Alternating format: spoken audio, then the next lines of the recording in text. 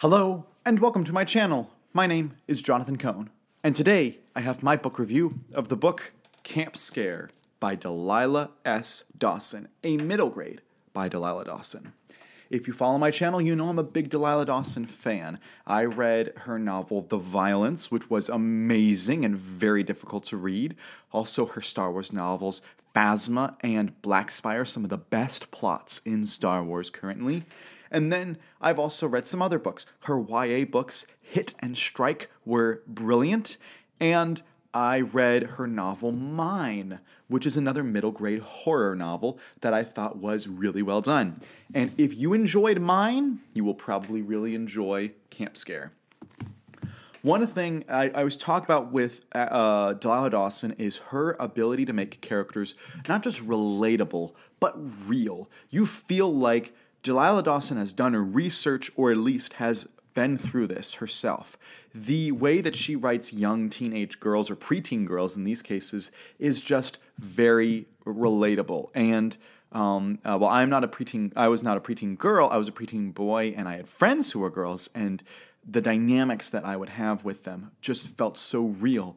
And the way that she describes things, the way she describes feelings, angst, anger, bitterness, all that stuff just comes through on the page. And so kids will relate, I think. Kids will absolutely relate. More than any other middle grade book, a series, or author, I think that people relate to Delilah Dawson's books. And also she has an it factor in each book that just makes it so entertaining. The it factor for this book is camping at like a sleepaway camp, at a summer camp. The premise of this book, I'll give real quickly, is young Parker is bullied at her school. And unfortunately, it does not go well when the bullying is exposed. The school tries to kind of pay her off, and so they convince her to go to this summer camp where she should have a fresh start, make new friends, be able to try to get away from the bullying. Unfortunately, bullying continues, and then strange things happen to the bullies. Why is it all the bullies that are getting strange things happen to? And so Parker is trying to figure this out and also trying to make friends and survive, because she's just a sweet 12-year-old girl, or 11-year-old, however she's supposed to be, who's trying to make her way through the world. And as you expect, this is a horror novel, so there's a little bit of a supernatural element to it that I thought was really well done. So she ends up going to this camp called Camp Care. As you can kind of see, it's Camp Care, and they add an S in front, so it becomes Camp Scare. Oh, clever, clever. And then you have the marshmallows roasting, and there's so much cleverness about this cover. And then there's friendship bracelets on the back. This is such a clever cover, and it really conveys everything you need to know, because you got the skull kind of looking thing that conveys the eeriness of it, but it still looks kind of sweet and warm. So there's so much about this book that works, particularly around the summer camp. If you've ever been to a summer camp, you will instantly relate to this book. I went to summer camp when I was in the Boy Scouts, which had some elements that felt relatable, but there was a camp I went to in Arizona called Prescott Pines that was so much like this book. There were so many times I was like, how did Delilah Dawson not go to that camp? Delilah Dawson kind of mentions the types of camps she went to as a kid, but like the camp life is so relatable. It's just like any other summer camp you might imagine. The way that they discuss the activities that they do, the way that the counselors, the teenagers and the adults interact with the kids, to the point that there is one game that they play of Capture the Flag that has special rules, that those special rules are just like the special rules at the camp I went to when I was, 12 when I went, so I was just the same age. So it is so amazing how well Delilah Dawson captures the camp feeling. And if you are wanting some nostalgia for your days,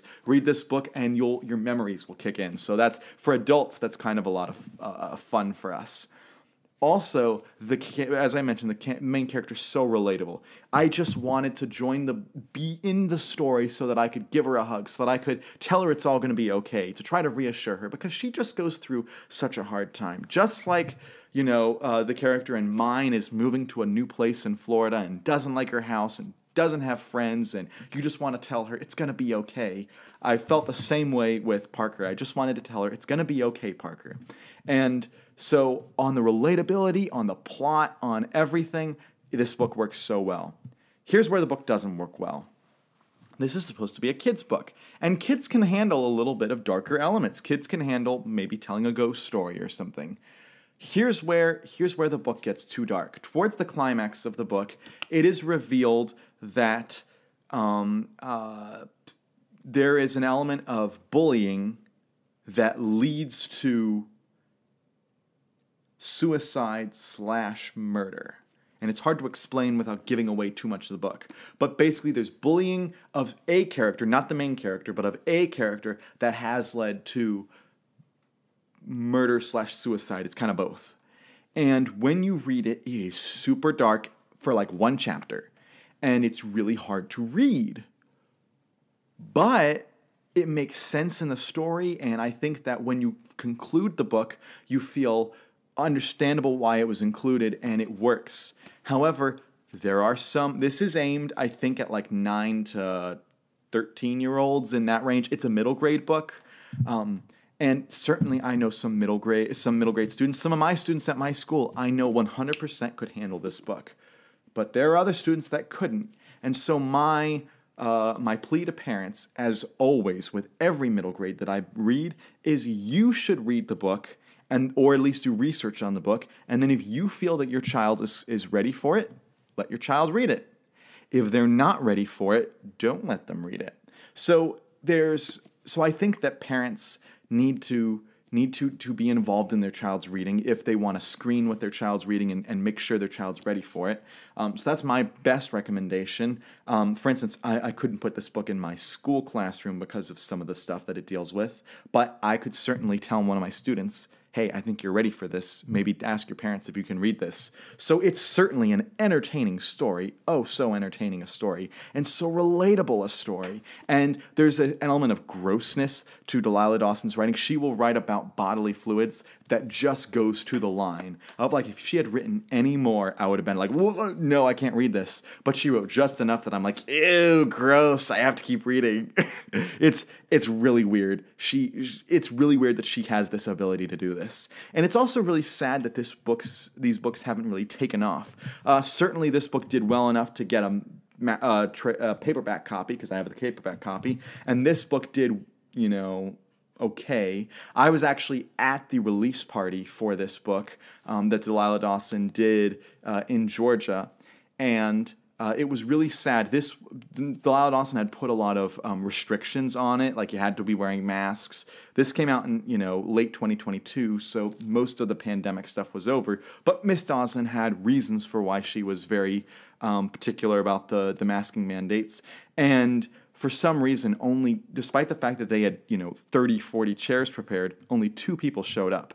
And I, as one of them, had to drive almost 2 hours to get to the event. And so it was a kind of sad event, but hopefully more people will hear about this and be able to read the book. As an adult, I loved this book, and I think that some teenagers might enjoy it, and depending on their reading level, preteens might be able to enjoy it. But for sure, as a parent, you read and then decide what's best for your kid. But I had a blast with this. I'll give this the same rating I gave this book, a 7 out of 10. Both books, excellent, particularly this one, but the difference is that they both have a little something in them that makes you pause and be like, I'm not sure my kid could handle that. So overall, loved this book, really had a good time with it. If you've read it, no, I'm not 7 out of 10, I'll say an 8 out of 10. 8 out of 10. If you've read this book, what were your thoughts on it? Do you think kids can handle it? Let me know all those in the comment section down below. And until next time, I'm Jonathan, and thank you for watching.